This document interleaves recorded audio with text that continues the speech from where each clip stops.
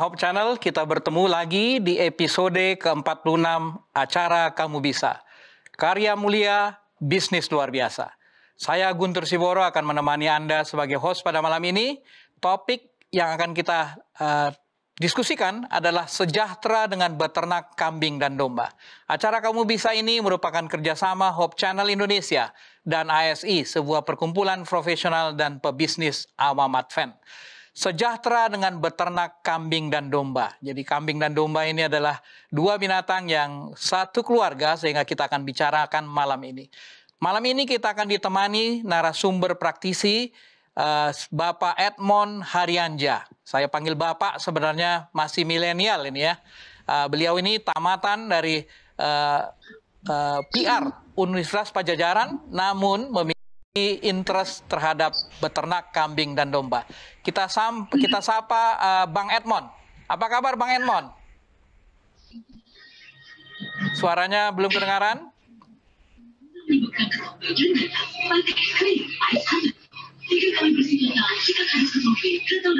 Ya, suaranya belum kedengaran, tapi gambarnya mungkin earphone-nya mungkin bisa tidak dipakai. Kadang-kadang earphone-nya tidak baik. Boleh kedengaran, Bang Edmond? Baik, kita dengarkan nanti. Kalau sekarang terdengar? Ya, terdengar sekarang. Selamat malam, Bang Edmond.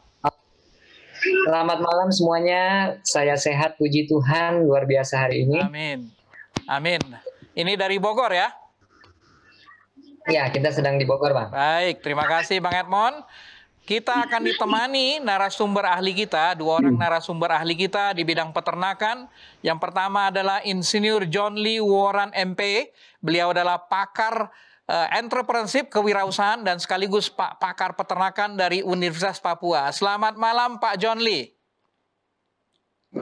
Selamat malam Pak Guntur, selamat malam Prof. Salam, Pak Edmond, dan pemirsa di rumah. Terima kasih Pak John Lee ya. Sudah cukup malam di Papua, mungkin jam 10 malam saat ini. Narasumber ahli kita yang kedua adalah Profesor Dr. Insinyur Salam Aringtonang MS. Beliau adalah pakar peternakan dari Universitas Andalas di Padang. Selamat malam Prof. Salam. Selamat malam Prof. Guntur, Pak Guntur, selamat malam Pak John Lee, selamat malam Pak Edmond, dan selamat malam pemirsa semua. Baik, terima kasih. Kita ditemani narasumber praktisi dan narasumber ahli yang sangat mumpuni dan sangat bersemangat. Kita akan berbicara mengenai beternak kambing dan domba ya. Sudah ada ratusan kambing dan ada puluhan domba yang dipelihara oleh Bang Edmond Haryanja. Sebelum kita akan melanjut, kita akan lihat dulu video aktivitas dari Bang Edmond Haryanja di Bogor. Jadi peternakan ini adalah peternakan kambing dan domba. Walaupun ada di sini kuda, ada ayam Brahma, ayam kampung, ayam kate. Namun yang terutama adalah kambing dan domba ya. Dan peternakan ini kita buat berbeda dari peternakan yang biasa, yang mungkin dari segi kebersihan dan kesehatan daripada ternak kita ya. Jadi kita berusaha untuk ternak ini bisa sebersih mungkin dan sesehat mungkin. Dan beberapa jenisnya adalah jenis-jenis pilihan seperti domba Garut ada di sini untuk kita khususkan. Dan ini adalah campuran antara peternakan dengan model breeding ya, ataupun pengembang biakan, dan juga penggemukan yang kita gunakan yaitu domba. Sementara untuk kambing adalah breeding atau pengembang biakan.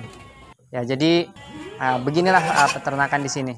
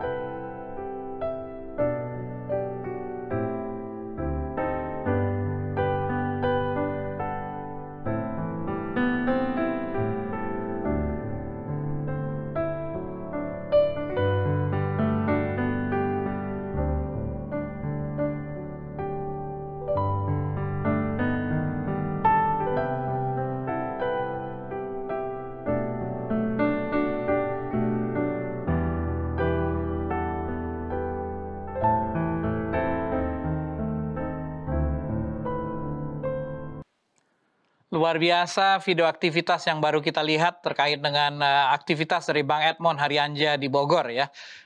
Ini turun langsung beliau kelihatannya mengelola atau memberikan makan kepada kambing dan domba. Sebelum kita diskusi lebih lanjut, mungkin saya ingin tanya Prof. Salam atau Pak John Lee. Ini kambing dan domba ini memang satu keluarga atau bagaimana Prof? Mungkin Prof. Salam boleh? Kambing dan domba beda spesies, tapi memiliki karakteristik yang hampir sama. Sehingga di dalam pemeliharaannya boleh disamakan. Dan di dalam perkuliahan kita juga selalu sampai dan S3, pelajaran yang menyangkut kambing dan domba ini selalu digabungkan. Baik. Beda spesies. Tapi karakteristik hampir sama. Baik, terima kasih Prof. Salam. Jadi kita lihat memang tadi Bang Edmond memang memelihara kambing dan domba hampir sama ya. Sebelum saya ke Bang Edmond, saya mau tanya sedikit ke Prof. John Lee. Secara ekonomis, nilai ekonomis mana yang lebih baik kira-kira Prof. Pak John Lee terkait dengan kambing dan domba? Sebetulnya kambing dan domba sama, hanya seperti tadi Prof. Salam sampaikan, karakteristik pemeliharaannya sedikit berbeda. Kalau domba itu lebih sensitif, sementara kalau kambing itu tidak. Baik. Dan domba punya perlakuan khusus, sementara kambing juga tidak. Jadi sebetulnya yang lebih mudah untuk dipelihara adalah ternak kambing. Oh, kambing. Kemudian juga kemudian preferensi konsumen juga lebih cenderung ke daging kambing dibandingkan dengan domba. Baik. Seperti itu. Baik, terima kasih Pak John Lee. Itu tadi kambing dan domba apa ya, Bang Edmond yang dipelihara? Jenis apa? Boleh diceritakan sedikit? Jadi untuk jenis-jenis kambing yang ada di sini itu ada jenis PE yang menjadi yang utama. Untuk PE itu peranakan etawa. Jadi kambing yang diperanakan di Indonesia dari India, kalau saya nggak salah Jamnapari jenisnya. Jadi dia udah menjadi kekayaan lokal Indonesia, setahu saya katanya PE ini. Jadi itu PE. Kemudian yang kedua ada jenis Jawa Randu. Ini yang menjadi second line-nya kita ataupun yang kedua di sini dikembangkan. Dan ada satu yang berjenis, kita coba-coba pengen lihat itu ya, kambing bur dari Afrika. Jadi katanya ini dia adalah kambing pedaging yang bagus, cuma kita baru coba pelajari. Dan kalau untuk domba, di sini ada paling banyak itu untuk kita lakukan penggemukan, itu adalah domba jenis Texel kalau orang bilang sini, ataupun domba sayur banyak yang bilang. Namun untuk breedingnya itu adalah domba jenis, kalau nggak salah saya Priangan atau Garut itu satu nama, Garut. Ya, jadi inilah yang ada di sini ya, Bang Guntur dan teman-teman semua. Baik, terima kasih Bang Edmond. Kalau dari sisi jenis dan tipenya, apa yang sudah diternakan oleh Bang Edmond ini menurut Prof. Salam atau Pak John Lee bagaimana? Ini memang yang biasa diternakan di Indonesia? Silakan Prof mungkin. Jenis-jenis yang sudah disebutkan Bang Edmond ini sudah umum, ya. Sudah umum di Indonesia, Jawa Randu, PE, apalagi untuk perah, ya. Untuk kambing perah sebagian besar adalah dari jenis PE, ada Jawa Randu, ada Saanen. Dan untuk domba memang jarang. Untuk di Sumatera domba jarang. Yang ada kambing. Domba cenderung di daerah Jawa, ya. Dan memang karena daerah Priangan jadi domba Priangan. Jadi untuk bangsa-bangsa yang disebutkan oleh Bung Edmond yang dipelihara itu sudah umum dipelihara, Pak Guntur. Baik, terima kasih Prof. Kalau dari penggunaannya, Pak John Lee, mana yang lebih cocok untuk pembiakan dan pengemukan ini? Ya, kalau untuk tujuan penggemukan sebetulnya sama antara kambing dan domba. Tapi pada jenis khusus, domba itu selain untuk produksi daging, juga untuk produksi susu, terutama yang etawa. Lalu kalau domba itu, ada yang domba untuk tujuan produksi daging, tapi juga ada yang di strain-strain yang luar negeri untuk wool, ya, jadi bulu dombanya, seperti itu. Baik, terima kasih. Jadi memang kambing dan domba ini penggunaannya cukup lumayan ya Pak John Lee ya dari sisi ekonomis ya. Dagingnya, susunya, bulunya, kemudian kotorannya juga bisa dipergunakan ya. Jadi nilai ekonomisnya luar biasa ya.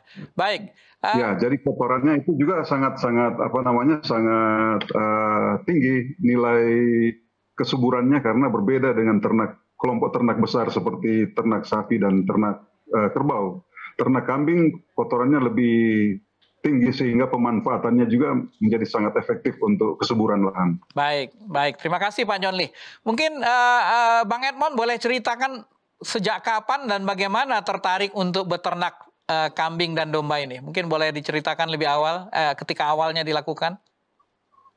Ya, jadi histori ataupun sejarah daripada saya bisa beternak kambing dan domba ini.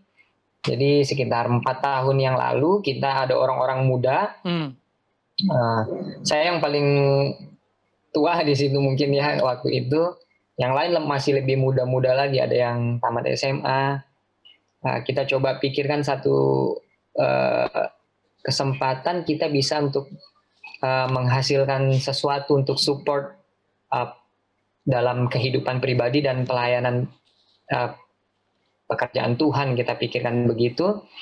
Jadi kita coba buka satu perkebunan organik, ya. Jadi ada orang kasih pakai lahannya, kita coba buka di situ. Nah, waktu kita mau buka perkebunan organik ini kita beli waktu itu kotoran kambing. Saya beli, nah per karungnya itu sekitar 10.000. Nah, jadi kita hitung-hitung setiap pemakaian, wah lumayan juga ya. Akhirnya saya bilang, kenapa kita nggak ternak sendiri? Lalu yang ada, saya coba cari ke kampung. Waktu itu masih, kalau kita bilang itu kambing kacang waktu itu pertama kali sebenarnya. Kambing kacang betinanya itu, sama ada anaknya 2. Cuma memang kacang yang sudah sempat juga kawin dengan Jawa Randu, cuma ya campur-campur begitulah kambing-kambing petani lokal di sini. Beli 3 ekor, akhirnya dia yang sudah beranak tapi sudah hamil lagi gitu. Jadi akhirnya dia melahirkan lagi di situ. Kemudian kita beli lagi 2 ekor, lalu kita beli pejantan. Nah, bertumbuhlah terus sampai kandang penuh. Kemudian saya pindah, waktu itu ada di atas gunung, pindah ke bawah. Nah, bekerja sama dengan om saya, kita bangun lagi kandang lah di sini dengan om saya. Nah, disinilah mulai kita menjadi lebih besar dalam 1 tahun terakhir ini. Seperti itulah sejarahnya singkatnya, kenapa Baik. kita akhirnya beternak. Karena ya awalnya hanya untuk kotorannya, ternyata wah ini gampang dikerjakan, terutama kita di tempat yang daerah banyak rumput-rumputan, cepat berkembang biak. Jadi wah kenapa enggak diteruskan, bahkan Baik. sampai kandangnya penuh seperti itu kan. Akhirnya kita jadikan malah komoditas utama akhirnya secara pribadi saya. Baik, jadi asal-usulnya memang karena mencari pupuk sebenarnya ya. Iya, Lama-lama benar. lama-lama memelihara dan sudah berapa banyak sekarang kambing dan dombanya? Total yang sudah kita pelihara dan berkembang biak dan dipelihara, ada beberapa penambahan juga beranak. Ya ada sekitar kambing itu ya bisa sampai 100 lebih lah sekarang, dan domba. Yang untuk penggemukan ada juga dombanya di bawah tadi. Baik, jadi yang dilakukan pembiakan dan penggemukan juga ya. Mana yang penggemukan untuk kambing dan domba atau domba saja?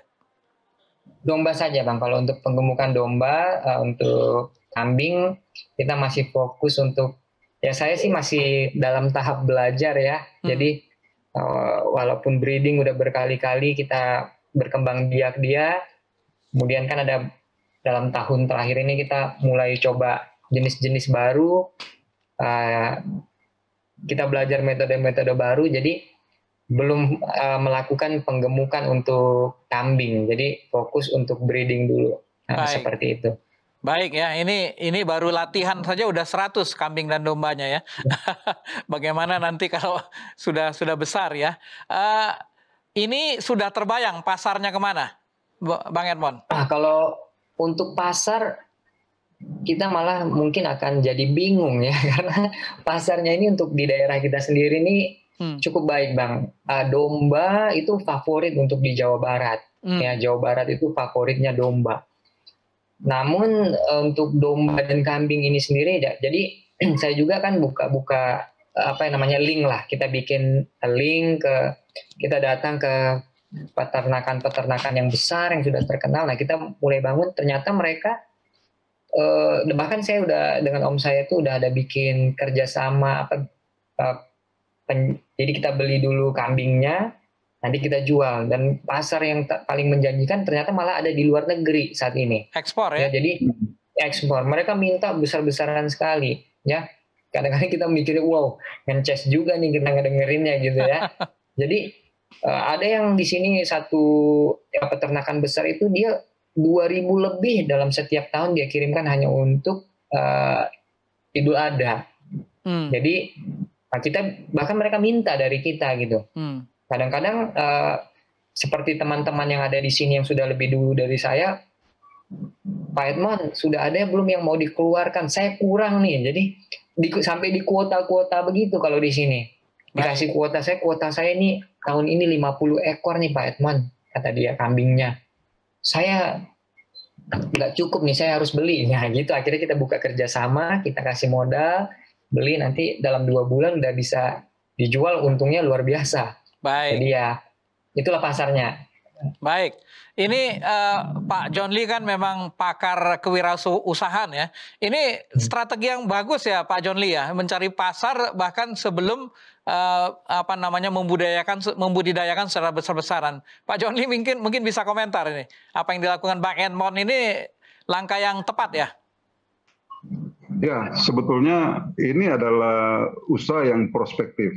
Kalau permintaan pasar yang sangat terbuka ini, terutama untuk ke luar negeri, kenapa kita tidak mau pacu produktivitasnya, produksinya supaya lebih banyak, sehingga populasinya akan meningkat dengan cepat, lalu bisa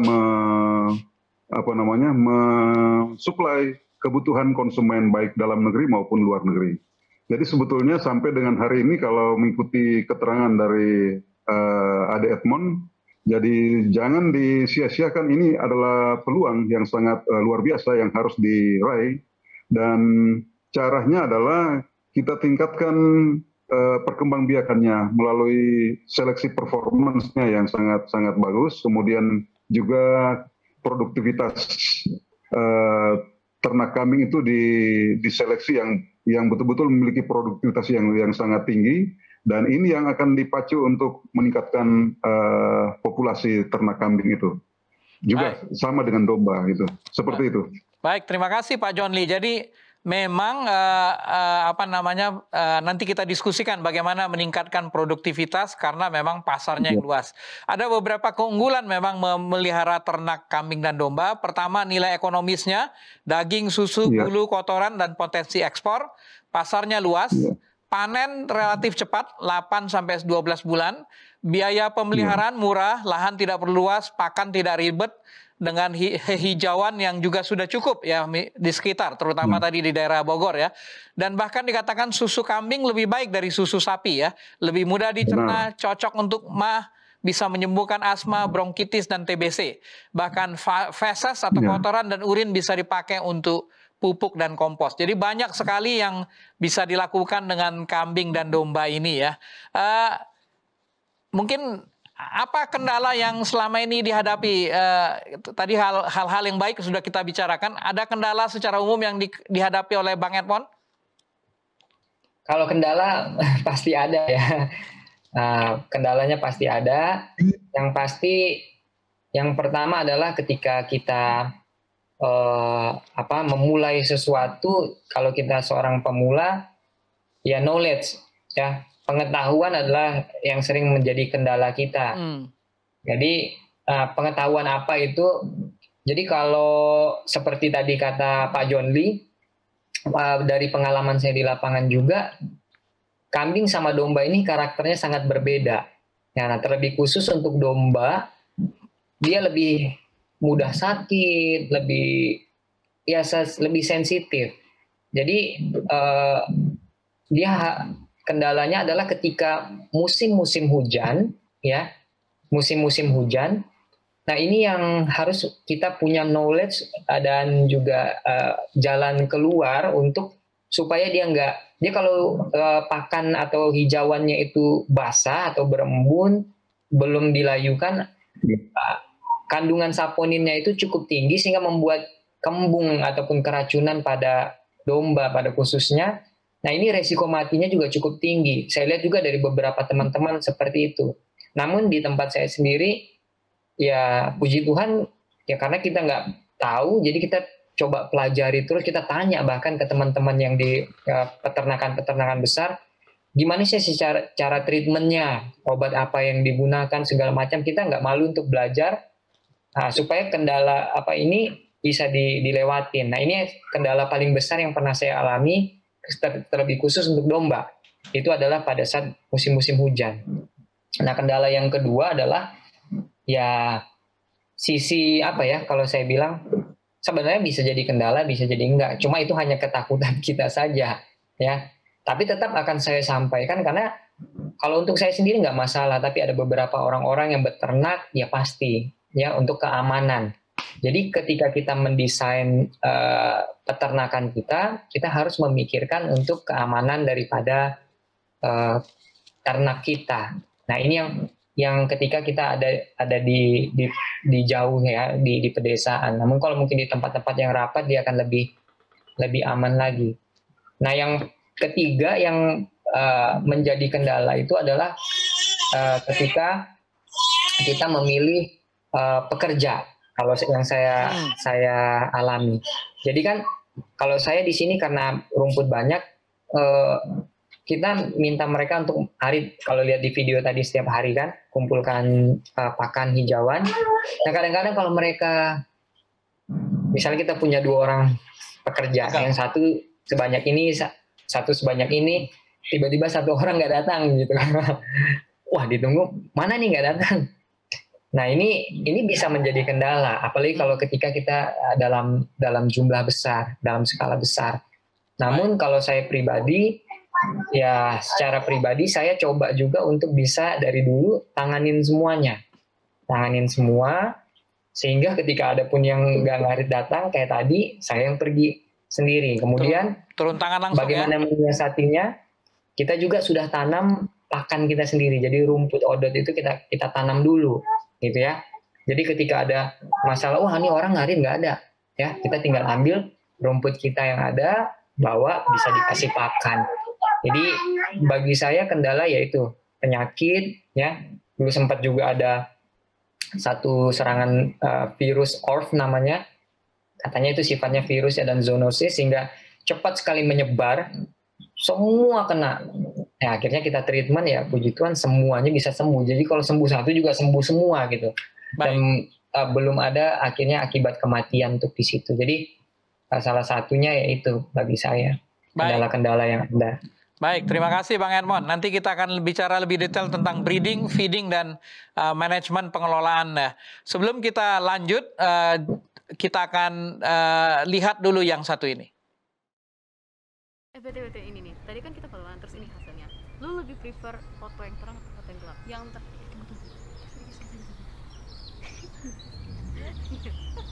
ya, nanti gue kirim ya foto-fotonya. Ya, oke.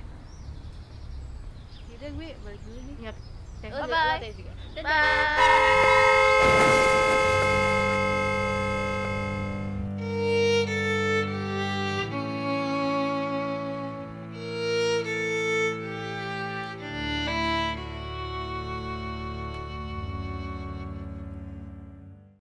Baik pemirsa Hope Channel Indonesia, kita berada pada diskusi beternak kambing dan domba. Jika Anda memiliki pertanyaan, silakan sampaikan ke call center Hope Channel Indonesia melalui chat di YouTube maupun di Facebook. Nanti narasumber kita, narasumber praktisi kita, dan narasumber ahli kita bisa memberikan jawaban. Kita mulai dengan breeding dulu mungkin. Bang Edmond, bagaimana memilih bibit, baik indukan maupun anakan untuk penggemukan? Ada tips-tipsnya ketika memilih bibit? Sebenarnya paling tepat kalau itu bisa ditanya ke Prof. Salam ya, tapi kalau ditanya ke saya, kita kan coba-coba belajar, saya tanya-tanya, ada beberapa teman yang lulusan daripada peternakan, mereka bilang yang kalau untuk kambing, ya kita lihat tanduknya ya, apakah tanduknya bagus, pertumbuhannya, kemudian ukuran badannya. Jadi kita lihat lehernya, panjangnya, badannya, kemudian ukuran kakinya. Kemudian untuk kalau kita mau breeding kan ini betina dulu. Kita lihat betinanya ini, periksa gigi-giginya, ya. Apakah gigi-giginya bagus, rapi. Kemudian kalau untuk kayak jenis PE itu ada satu nilai-nilai yang harus dilihat. Jadi seperti kecekungan atau cembungan daripada wajahnya, kemudian telinganya. Kalau PE itu dia ciri khasnya kupingnya semakin panjang dia semakin bagus, menutup ya. Kemudian kita lihat kuku-kukunya.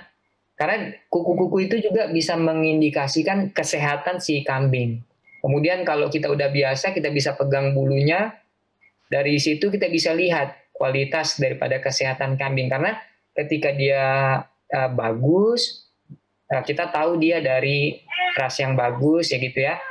Nah kalau untuk jantan, tinggi itu adalah salah satu porsi. Karena biasanya setahu saya, nanti mungkin Prof. Salam atau Pak John Lee juga bisa tambahkan,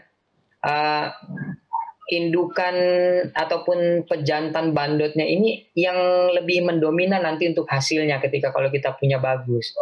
Jadi kalau kita mau cari pejantan yang memang bagus dari tingginya, ya rata-rata itu bagusnya di atas 95 cm itu udah bagus, sampai 100 lebih, panjang badannya, kukunya itu sama ya. Kemudian apa yang saya pelajari, ada beberapa ciri-ciri juga yang dimiliki pejantan. Kita harus nanti kalau kita beli mandul gitu kan, nggak bisa menghasilin, rugi walaupun badannya besar dan seperti itu. Ada beberapa ciri-ciri itu mungkin bisa dilihat daripada bulu-bulu yang di bagian kakinya itu ada seperti berwarna coklat, itu biasanya karena itu dia aktif secara kejantanannya. Nah itu yang perlu kita lihat daripada, apalagi kalau enak kalau kita ambil dari kandang yang kita tahu induk bibit-bibitnya itu seperti apa. Jadi ada kandang-kandang yang, oh ini Pak induknya si ini, udah dikasih tahu. si ini, si ini, si ini. Kemudian usia. Nah, kalau yang saya pelajari yang terbaik adalah ada istilahnya itu laktasi ya. Jadi laktasi itu ya dia udah pernah menyusui. Kalau saya biasanya memilih untuk mengambil laktasi 1. Jadi dia sudah pernah melahirkan 1 kali untuk breeding.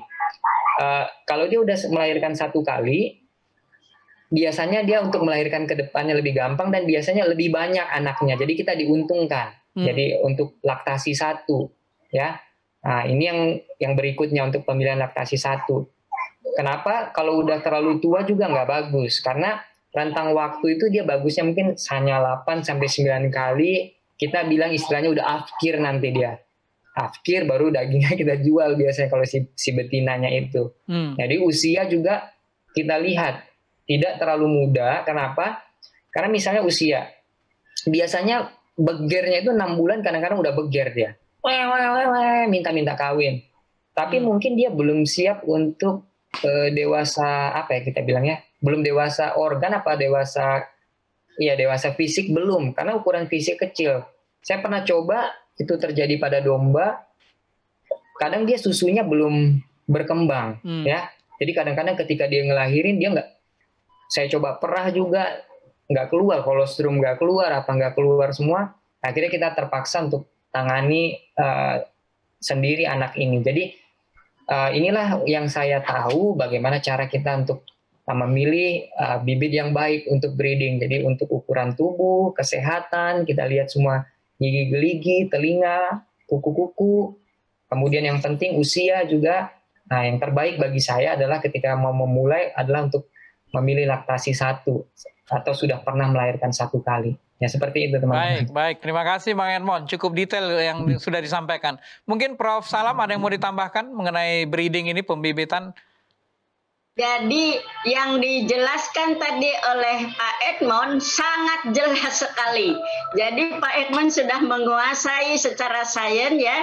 Jadi syarat-syarat untuk dijadikan hewan untuk breeding itu sudah disebutkan semua ya. Memang yang jantan harus tinggi karena dia nanti harus lebih tinggi dari betina ya, dan untuk jantan minimal harus 3 tahun ya untuk bisa jadi pejantan ya.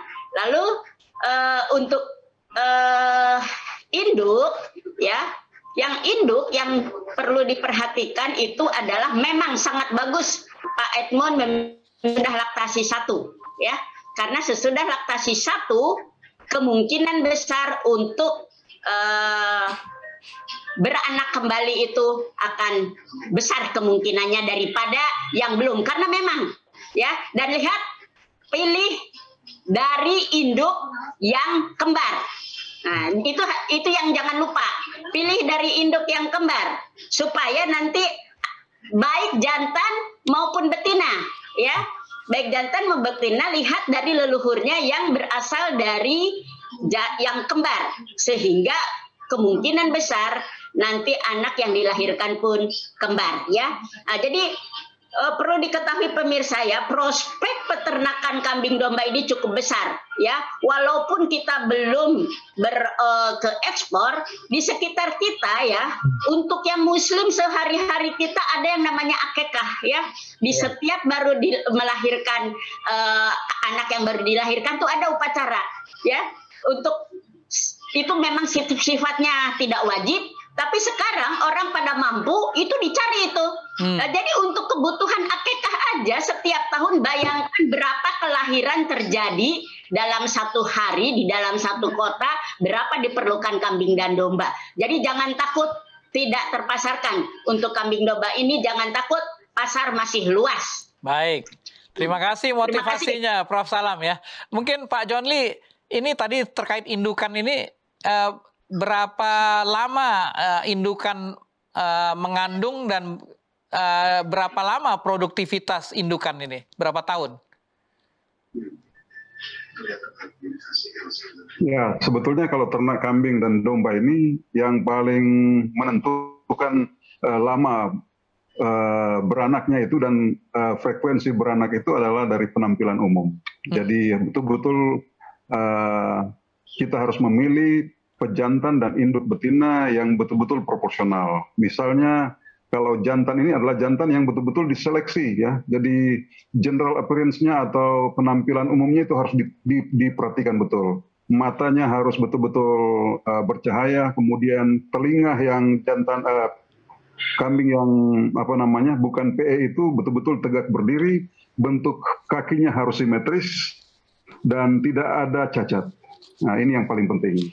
Kemudian yang berikut yang tidak kalah pentingnya juga adalah kalau jantan kita perlu melakukan semacam palpasi sederhana atau kita meraba bagian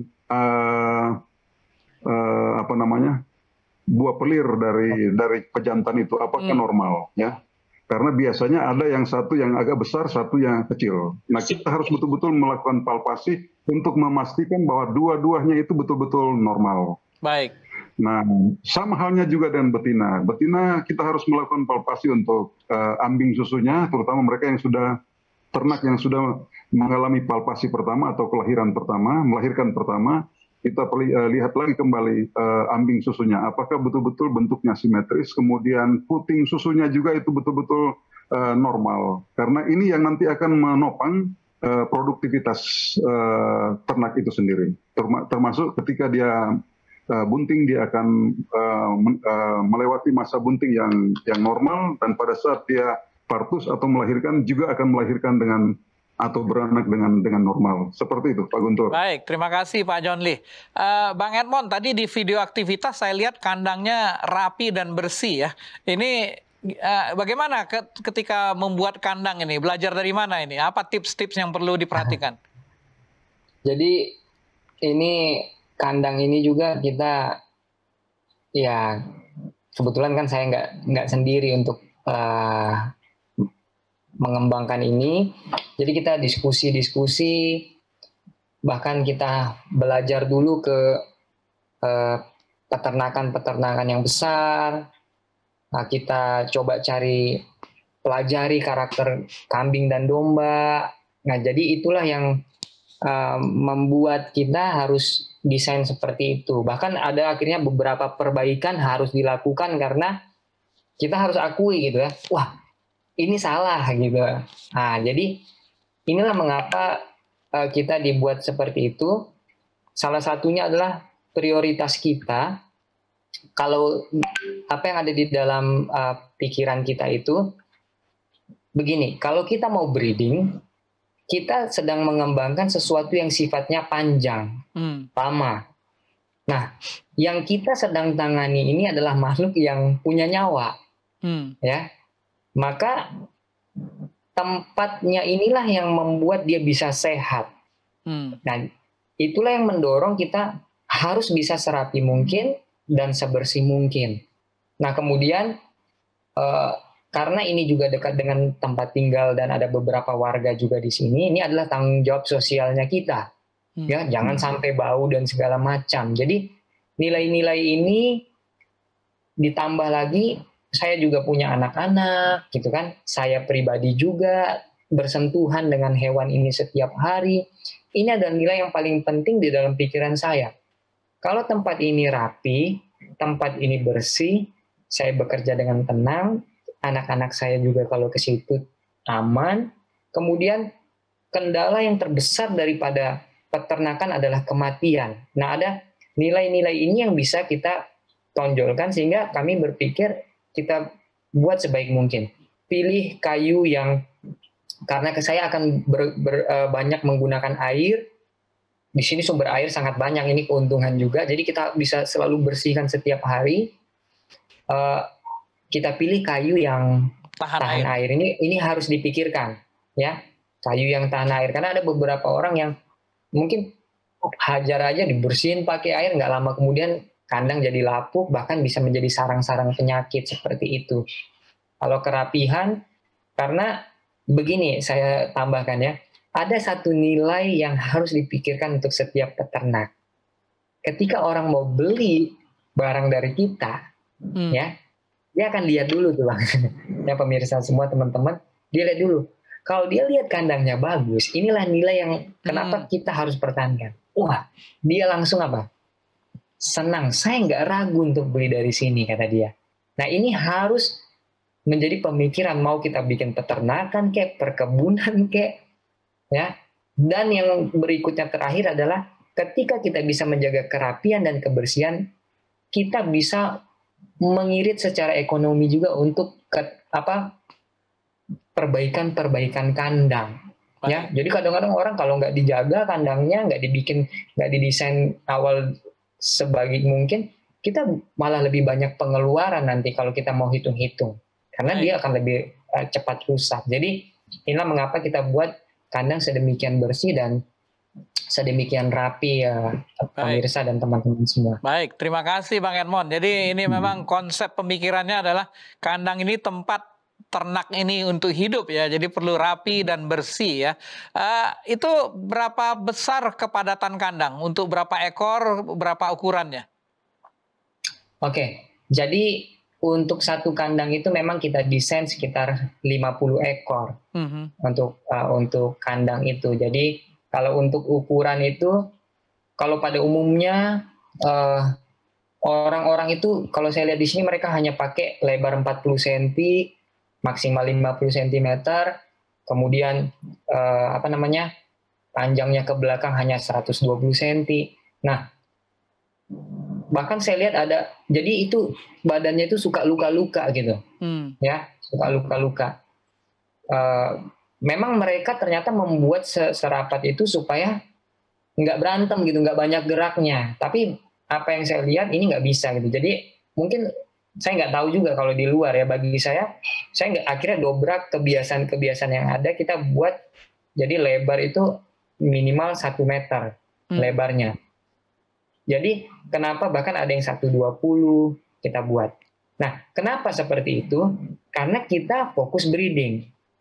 Panjangnya juga kita harus kasih space yang lebih daripada ukuran kambing dewasa itu sendiri. Kenapa? Kalau kita fokus breeding, anak itu akan ada di sana juga ketika dia melahirkan. Dan resiko yang paling tertinggi adalah ketika baru dilahirkan itu sudah keinjak-injak sama induknya.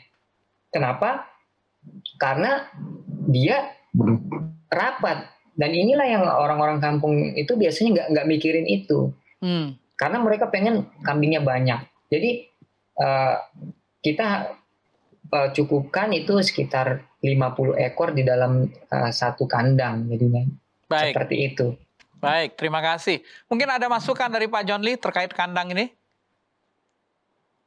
Ya, memang kandang itu harus hindari jangan berair, jangan lembab, kemudian jangan basah. Sama juga dengan ternak yang lain. Lalu diperhatikan juga luasan kandang itu. Kalau tadi dikatakan bahwa kandang yang menampung 50 ekor tergantung juga dari luas kandang itu. Jadi luas kandang itu. Kalau misalnya luas kandang itu cukup untuk menampung 50 ekor ya boleh. Tapi kalau misalnya kandang per head itu artinya per satu ekor itu juga harus diperhatikan, jangan terlalu sesak ya, jangan terlalu sempit supaya dia memiliki keleluasan untuk bisa bergerak. Lalu yang berikut yang penting juga adalah tadi disinggung menyangkut penyakit. Kambing dan domba hampir sama, jadi penyakit yang sering menyerang ternak kambing dan domba adalah blot ini atau kembung, tapi juga jangan lupa cacingan ya. Ini dua ini yang paling sering. Kemudian kalau blot ini bisa diatasi dengan cara misalnya sebelum kita memberi makan dengan hijauan segar harus dilayutkan dulu. Kemudian kalau kita mau gembalakan, dipastikan bahwa rumput yang akan direngut itu di padang pengembalaan sudah terbebas dari embun. Jadi jangan terlalu pagi, tapi sudah ada matahari, kemudian tidak ada embunnya lagi, kemudian kita bisa gembalakan ternak kambing dan domba. Karena kebanyakan peternak itu dia menggembalakan terlalu pagi, kemudian hijauan masih berembun, kemudian ternak memakannya terjadi kembung. Dan biasanya kalau sudah kembung yang hebat itu tidak bisa tertolong. Ya. Nah, yang berikut juga menyangkut penyakit cacing ini, saya kira terkait dengan kebersihan kandang ya. Jadi betul-betul harus dipastikan bahwa kandang ini memang harus bersih sama dengan kita mempersiapkan tempat tinggal kita. Kalau tempat tinggal kita itu bersih, kita akan sehat. Jadi ada istilah di peternakan, dunia peternakan itu adalah memperhatikan tentang kesejahteraan hewan. Jadi kesejahteraan hewan ini bukan menjadi berbicara soal kesejahteraan bukan hanya menjadi hak hidup manusia, tapi juga menjadi hak hidup dari ternak yang kita pelihara. Yang berikut adalah, kalau kita mau supaya ternak ini memberi manfaat yang sangat tinggi buat manusia, buat peternak, kita harus menyayangi ternak. Sama seperti kita menyayangi anak-anak kita juga. Jadi harus diberikan perlakuan yang betul-betul sangat diperlukan oleh ternak, sehingga dia bisa berkembang dengan normal dan bisa berproduksi secara maksimal. Seperti itu. Baik, terima kasih Pak John Lee. Ini sudah ada beberapa pertanyaan yang masuk ke kita. Kita akan coba jawab beberapa pertanyaan yang masuk. Pertanyaan pertama dari Rile Silalahi. Mungkin Prof. Salam boleh bantu jawab.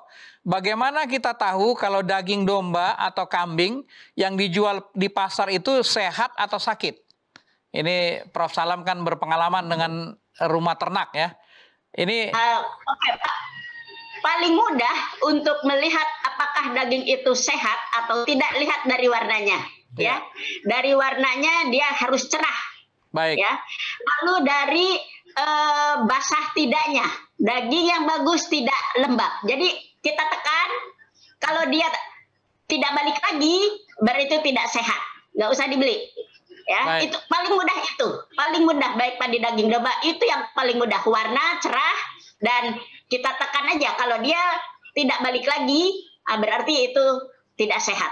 Baik. Sederhana, Pak John Lee, Pak Guntur. Baik, terima kasih Prof. Salam. Pertanyaan dari Caroline Hutapea, mungkin Bang Edmond boleh jawab ya, karena beliau praktisi ini.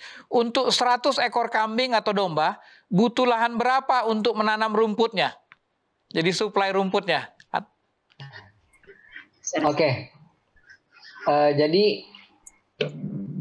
saya kalau di sini kita rumputnya sangat berlimpah ya, tapi ada saya pelajari waktu itu hitungannya, untuk 1 ekor itu kita butuhkan sekitar 400 meter. Jadi kalau 100 itu sekitar 4.000 meter lah.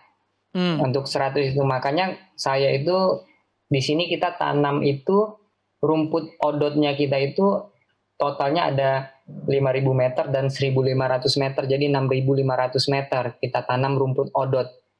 Nah, karena rumput ini dia kalau kita ambil dia butuh waktu sekitar 2 bulan untuk sampai kembali lagi ke situ. Jadi dan sebenarnya nggak harus itu terus gitu rumputnya, karena kita tambah dengan rumput-rumput yang lain. Kalau saya buat ini khusus untuk terlebih khusus kayak musim-musim sudah kemarau, nah, kita bisa prioritaskan di situ, ataupun kesulitan-kesulitan seperti pekerja tadi. Seperti itu.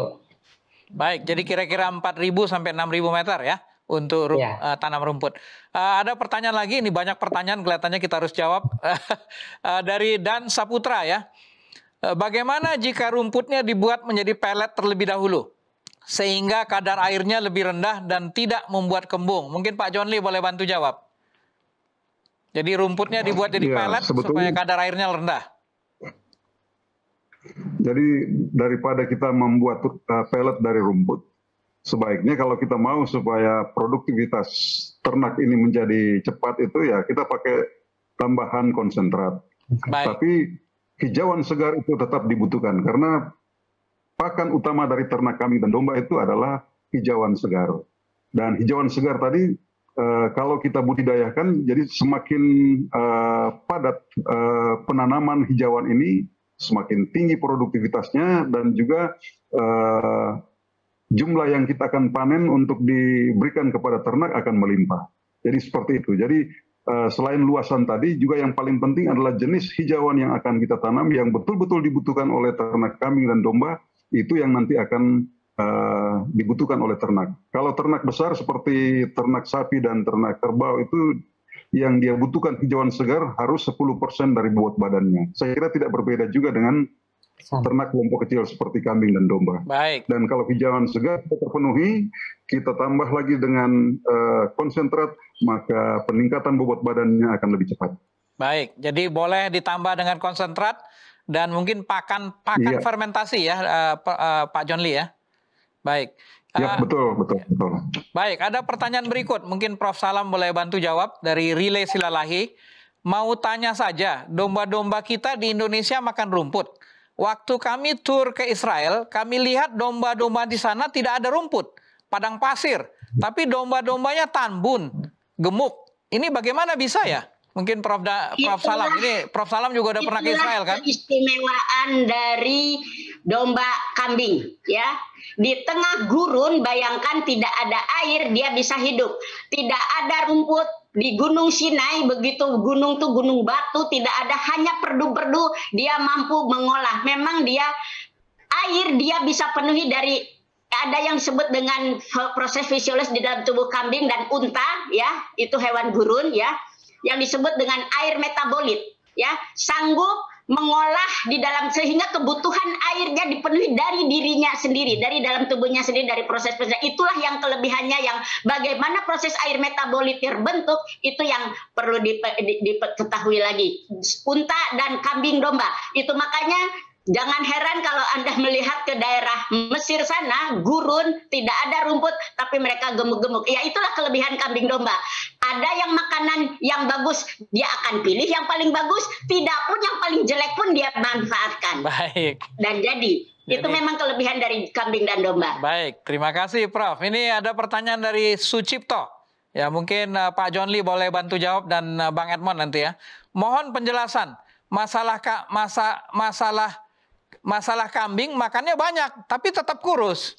Nah, ini makannya banyak tapi tetap kurus. Pak Joni mungkin boleh bantu jawab ini. Ya, kalau sudah makan banyak lalu kurus, hanya dua saja kemungkinan. Pertama karena genetiknya yang tidak bagus pada waktu diseleksi awal, atau karena sudah kena penyakit cacingan. Kalau sudah penyakit cacingan tidak akan pernah gemuk, walaupun diberi makan yang banyak. Seperti itu. Masuk akal ya, jadi mungkin cacingan lebih banyak ya. Atau Bang Edmond boleh jawab, ini apakah ada kambing dan dombanya yang makannya banyak tapi tetap kurus? Dulu ada, ya, karena memang dulu kita belum punya pengetahuannya seperti yang dibilang Pak John Lee. Kita nggak tahu dulu, beli pernah, ya, karena ternyata udah salah beli genetiknya itu. Mungkin dia udah sakit lah kalau kita bilang begitu ya, bahasanya sederhana kita. Atau dia sudah kerdil, atau dia sudah, selain dia sakit mungkin kerdil karena genetiknya yang buruk. Ya. Jadi kalau sudah kawin dalam, sudah inbreeding, jadi ini perlu diseleksi. Kemudian ya itu yang paling sering adalah cacing. Cacing ini memang masalah, makanya kalau kita di sini setiap 3 bulan itu minimal kita sudah harus cekokin lagi untuk obat-obat cacing ini untuk menjaga. Karena biasa juga dia kalau cacingan itu dia nafsu makannya bisa menurun sekali. Ya, ketika dia cacingan, dia menurun, dia ada yang banyak makan pun nggak bisa gemuk gitu ya. Jadi setahu saya sih seperti itu, dan Pak Joni juga sudah sampaikan tadi gitu, teman-teman semua. Baik, terima kasih. Ada pertanyaan, masih ada pertanyaan, banyak sekali pertanyaan ini dari Last Player, nggak tahu namanya siapa, tapi dia catat namanya Last Player. Tadi di video aktivitas saya lihat ada pakan yang berwarna putih. Itu apa ya? Mungkin Bang Edmond boleh jawab. Yang warna putih tadi. Oke, itu ampas tahu, ya. Jadi ampas tahu itu kita campur juga, taburkan dengan konsentrat. Kalau yang warna coklatnya itu, siapa tahu ada yang nanya lagi nanti yang warna coklatnya apa, itu konsentrat. Jadi itu adalah pakan yang kalau kita hitung-hitung kan untuk penggemukan, untuk bobotnya ya biasanya dipakai itu karena ada proteinnya cukup tinggi kan dari ampas tahu ataupun ampas kedelai. Jadi kita pakai itu untuk konsentrat, ada nutrisi-nutrisi yang dibutuhkan ada di sana. Jadi kalau hanya dari rumput itu biasanya hanya tertinggi kan serat biasanya kan, serat halus dan serat kasar. Jadi itu adalah namanya ampas tahu. Ampas tahu. Baik. Jadi kita belum sempat membahas soal pakan ya, tapi secara umum pakan adalah hijauan, konsentrat, dan pakan fermentasi. Masih ada pertanyaan dari Sance Salu. Boleh tanya berapa harga kambing per ekor?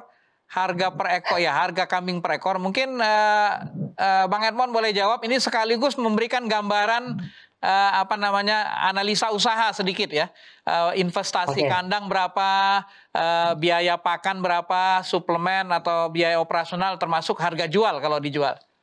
Silakan. Oke, jadi inilah yang paling menarik ya. Kalau kita untuk bikin kandang yang baik, biasanya itu kalau kita hitung-hitung ya, itu ada di nilai 550.000 untuk per ekor kandang dewasa. Ya. Jadi karena memang kita buat di sini ada sekitar 55 juta sampai 60 juta untuk 100 ekor itu.